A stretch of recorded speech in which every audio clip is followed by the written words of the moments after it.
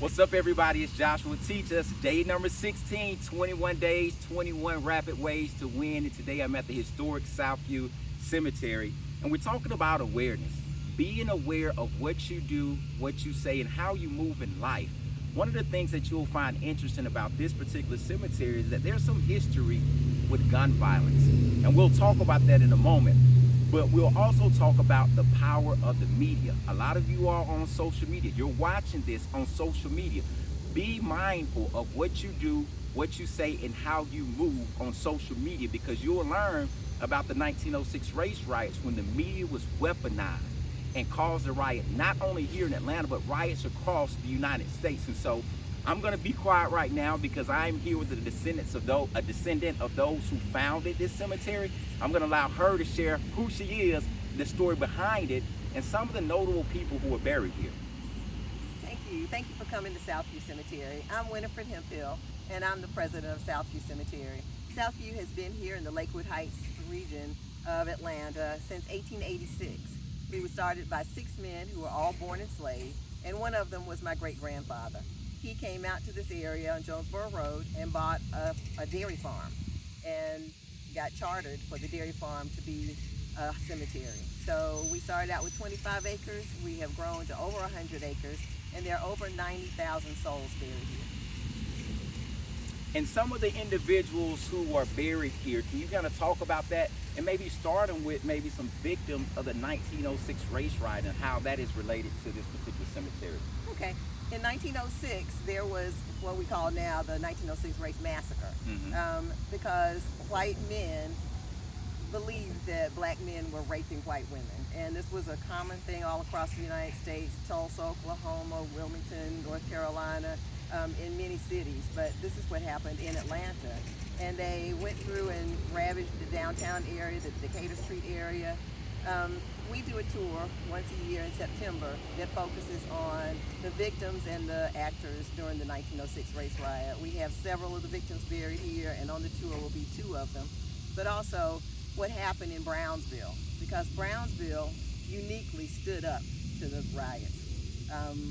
There is a school named for Luther Judson Price, and he was the postmaster of this area, and he had a post office here. He was an African-American man. And also there was a funeral home director named David T. Howard, and there's a school named for David T. Howard as well. But during this period, there was an expectance of a riot coming to Atlanta. And so David T. Howard would ship in through the post office caskets. And in those caskets, he would fill them with weapons and arms.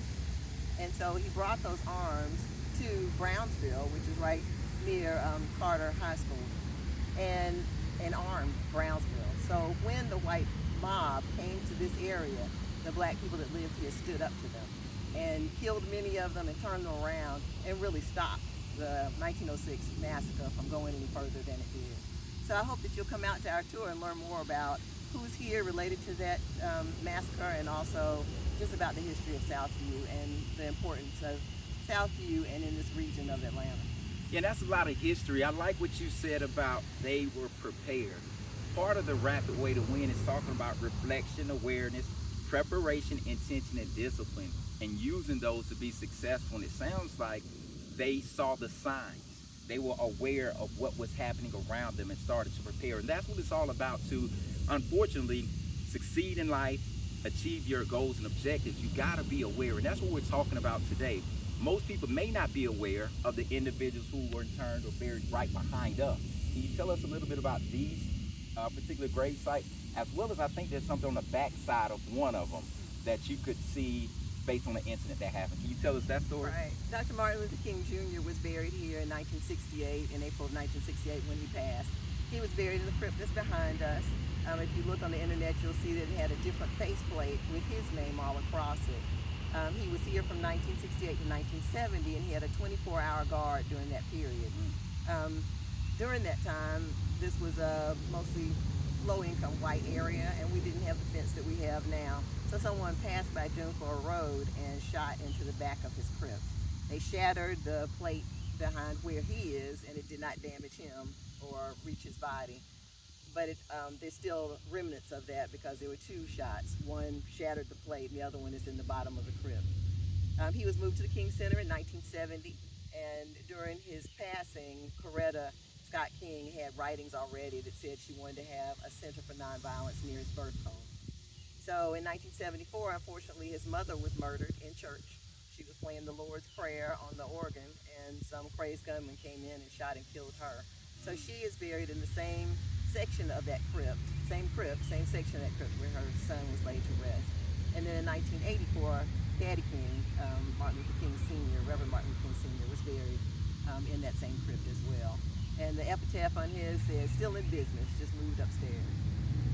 On the other side of me is where Hank Aaron was buried more recently. Of course, he was the home run king, and he was the first African-American baseball player to be kind of promoted to the home office.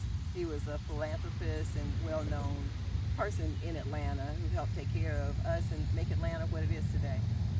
And there's so many others, as I understand. Congressman John Lewis, you got the Alonzo Herndon, his family, he and his family, or some family members are here. So many other people. I remember the tour and remember learning something about the pharmacist or the doctor somewhere over here with that reenactment. Can you tell me about that person? Do you remember the name? Sure. Moses Amos was the first,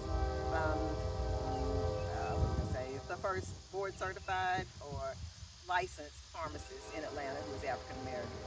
And he's buried here. He had a pharmacy on Auburn Avenue at one point, and he had some other business ventures as well. But he's here, and he will be on the tour as well. Y'all definitely come check out the tour. We're gonna go inside because I understand that this is not just a cemetery, but also a stock holding corporation that's been in existence and one of the oldest in the Southeast.